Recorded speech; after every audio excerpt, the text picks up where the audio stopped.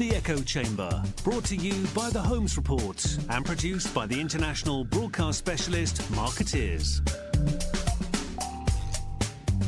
And sponsored by March Communications, connecting innovation and people.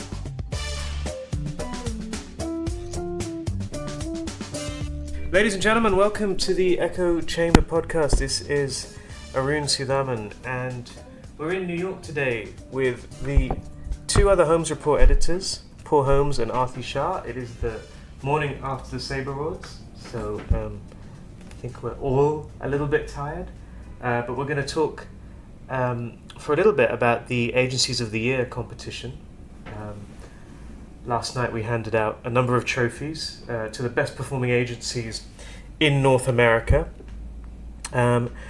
So perhaps we could start with the specialist categories, and in particular the Consumer Agency of the Year, which went to Olson Engage, and they also won the overall Specialist Agency of the Year. Aarti, perhaps you'd like to tell us what stood out about Olson Engage. They're a firm that's done quite well over the last few years, but they really seem to have moved to another level. Yeah, and I think the interesting thing about Olson Engage this year is they could have been competitive in several categories. And this was the first year that we've recognized them in consumer, yet it's also the year that they've shown the most sophistication beyond the consumer offering. Their employee engagement work has really stood out in the awards competition. Some of their public affairs work with Elevate Minnesota, which they won for last night, has stood out. What's interesting also about them, and why they've been recognized in the past mostly in the creative category, their work is not creative for its own sake. Like, they do an excellent job of showing the business impact of the work that they do. So that's what their business performance also has been really strong. I mean, it'll be interesting now that Brian Specht is now going to be overseeing the advertising and the brand business as well at Olson, and how their work will evolve with that. The one piece where they had the most challenges is on culture, and I think whenever you have an integration and an acquisition like they went through with ICF, that will happen. But they cut their voluntary turnover rate in half in the last year. It was on the high side before that.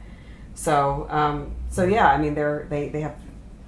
I mean, from the perspective of the Sabre competition, they ended up taking home 4 gold trophies, which certainly more than any other agency their size. The only people with more than that were giant multinationals in the top 5. If they'd been in the creative, if we'd ended up putting them in the creative category instead of the consumer category, they might well have given Ketchum a run for its money in that category. Certainly they could have won in either of those 2 places, and I don't think anybody could have complained. And they probably would have been competitive in mid-size. Yeah. It's kind of interesting to look at Olson's progression because, it came from, they were, I think, once upon a time an agency called Dig. Is that the origin story of Olson? And then what happened after that? I don't actually recall. Well, and Dig was sold to Olson, the Twin Cities ad agency. Pete Marino, who I think, certainly I had considered to be the driving force behind the early success, moved on to a very successful career on the client side of the business.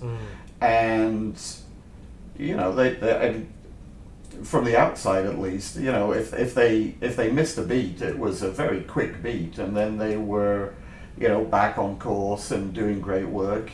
If I had a criticism sort of 4 or 5 years ago, it was that their creative work was a little stunty.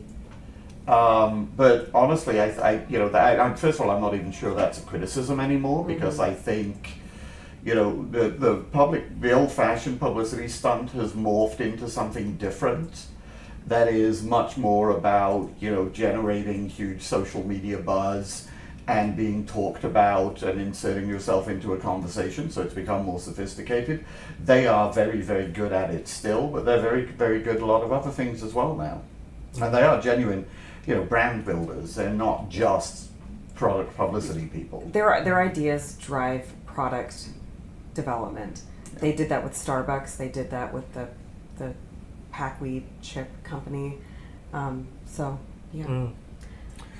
Okay, well, another specialist agency that perhaps may have surprised a few people, our digital agency of the year last night went to Huge, which is, of course, the first time that they've won that category. In fact, the first time I think they've taken part in the competition.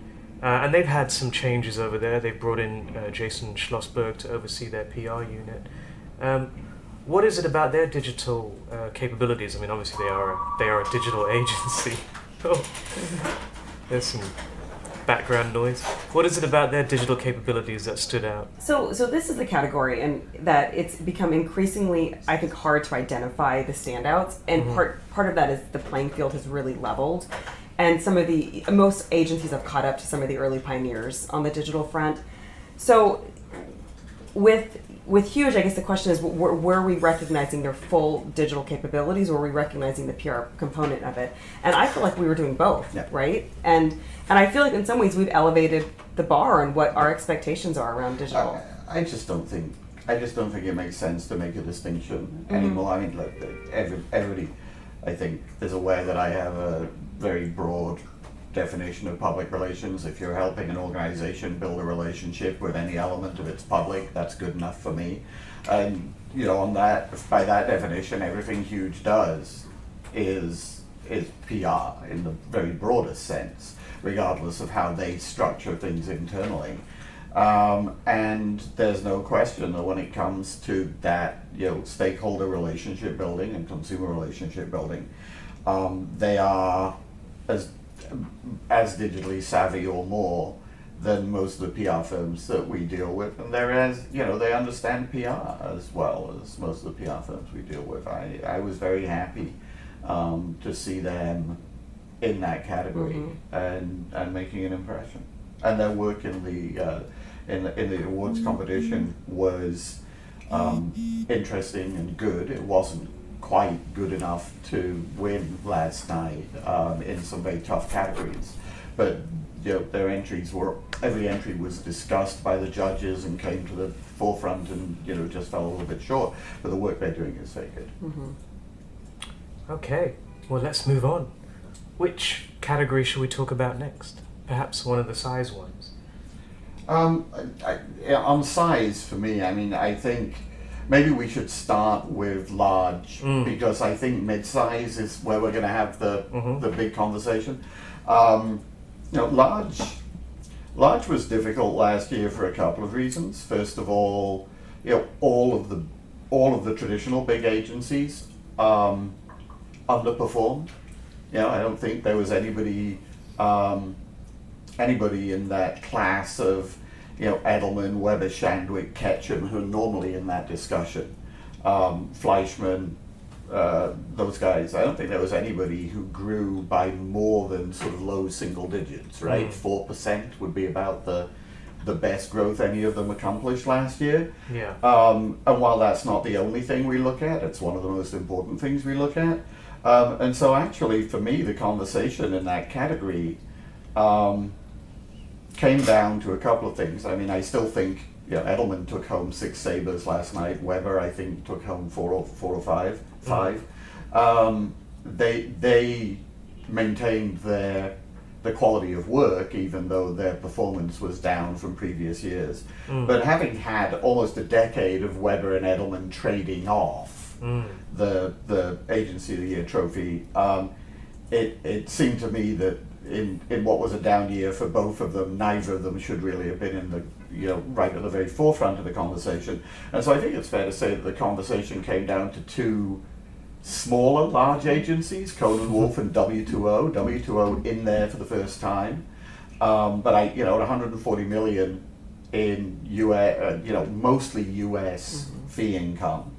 They're bigger in North America than some of the firms that we have traditionally thought of as being, giant full-service agencies. And so they definitely earned their place in the conversation. At the end of the day, I think Conan Wolf's financial performance last year, the only one of the sort of holding company agencies to achieve double-digit growth, the quality of their work and their thinking, their transformation into much more integrated, experiential, digital, social PR firm. And the fact that that performance was recognized by WPP by giving them the reverse takeover of Burson Marsteller. Yeah. All of that, to me, made them a very strong winner in that category. Yeah, I think they were the obvious winner, really, given that they've had double-digit growth last year and they seem to be on track for more this year. Obviously, we'll be watching closely to see how they perform once they are saddled with a much bigger beast in Burson Marsteller. But the mid-size category, and this kind of dovetails quite nicely with our global rankings as well, it's clearly the most competitive category, I think, in this year's Agencies of the Year competition. From the rankings, we're seeing that the mid-size agencies are driving growth in the overall market. Of course, it's from a smaller base, we have to bear that in mind, but it's not just about being from a smaller base. They seem to be leading in terms of creativity and innovation. They are both, I think, agile enough and entrepreneurial enough to adapt quickly, and yet they have enough scale, certainly enough scale in a world where I think scale is perhaps valued less than it once was. And that actually made for a difficult decision. Yeah, I think now there's that something that agencies have said forever is more true today than it's ever been. The pitch of the mid-size agency has traditionally been, we're big enough to handle a big assignment for you, but we're not so big that we can't be nimble and entrepreneurial and flexible. And there was a time when I think that was just a cliche and just what you said. But I do think that's become true now. I think you require a certain scale in order to have the full range of capabilities to execute a national campaign for a big brand. And if you're a 20-person agency, it's difficult to afford some of the different kinds of talent that you need now in data and analytics and other areas. So that's fair enough. But at the same time, there's a level at which scale becomes disadvantageous because you cannot adapt, you cannot change, you can't hire new talent quickly enough to meet the changing demands of the marketplace, especially if you have to go through this public ownership sort of, a level of approval after approval after approval, and 6 months later it comes down and they say, you can hire somebody who understands this, and by that time the client need has moved on. Oversimplifying, obviously. But if you look at the list of the specialist winners, right, we had the G&S, Gibson Searle as they used to be, in corporate B2B, Sadva Binnen in financial, Finn Partners in healthcare, SKD Knickerbocker in public affairs. Those were all mid-size agencies. They would all have qualified for mid-size agency of the year, as would Olson, our consumer agency of the year, as you pointed out. And looking across the finalists in mid-size, GCI Health has been by far the best performing healthcare agency of the last 5 years, and deserve to be part of the discussion in mid-size. Zeno had the kind of year that in literally any other year, I think could have earned them not only mid-size agency of the year, but overall agency of the year. Their new business performance, their sustained growth numbers, some of the things that they're doing in research and in evaluation, and in sort of new product, and culturally, I think they're very strong too. So, in any other year, any of the sort of eight firms that I've just mentioned, and I think French West Vaughan was part of the discussion, any of those firms could have taken home mid-size agency of the year, and I don't think anybody could have gone, well, that's, really, those guys? I mean, I think they were all performing. Allison, I'm sorry, who I should have mentioned in this, because I think they've had sustained success over the last few years. All of these guys were legitimate contenders. It took something really special to take it out of their hands. Yeah, the interesting thing about Marina Maher is that they are, so of the mid-size agencies, I think they're the only one on that list that's publicly owned. Yep. Which I find quite curious, because usually when an agency becomes publicly owned, it doesn't necessarily improve their performance. Wait, GCI is part of WPP. Oh, sorry, you're right. Yeah, well, Yeah, Allison. GCI. And Allison's part of NBC, right? Of course, yeah, 51%. But it's interesting with Marina Maher because, I mean, Paul, you probably know the historical context better than I do, but since they sold in 2011, it seems to have improved them rather than slowed them down in any way. I wonder how you see that as a turning point in their progression. I mean, I think that's true. I think they've actually done a really smart job of leveraging the additional resources that come from being part of a holding company environment like that. Because, you know, they haven't necessarily said, give me some money so I can go out and buy, you know, international growth or add new capabilities or anything like that. Which is probably a good thing because Omnicom has not exactly been generous with funding for PR agency acquisitions. But they just seem to play and collaborate really well with others. And so, you know, they have a very good partnership with Ketchum through that MNK that gives them the international reach that they need. But also, you know, they partnered on last night's platinum winning campaign with Fleischman Hillard, another Omnicom sister agency. And, you know, I think there's a recognition that they bring something to the table in terms of creativity, in terms of understanding marketing to women, in terms of, you know, some of the influencer marketing stuff that they've developed over the years. That maybe the other agencies don't have, and they've leveraged that and turned it into an advantage.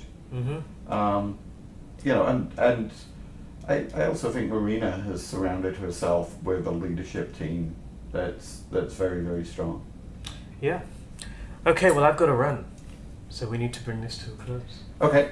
Well, it was fun. I mean, the whole process of picking the agencies of the year this year was fun. It was more challenging, I think, than it's ever been before. I agree. There were 25 firms on the short list that could easily have won. And we had to narrow it down to, what is it, 10 or 11, or, you know. So, terrific year for those mid-sized firms in particular. Indeed. Thank you all. Thank you.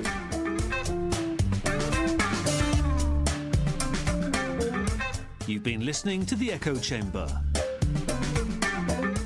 Brought to you by the Holmes Report and produced by Marketeers. Sponsored by March Communications, connecting innovation and people.